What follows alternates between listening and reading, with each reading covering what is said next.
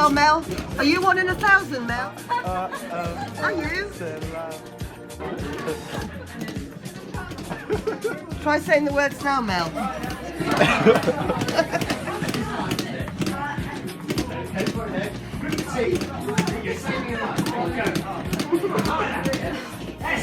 It's not easy, is it? Hard work, Mel? Yeah.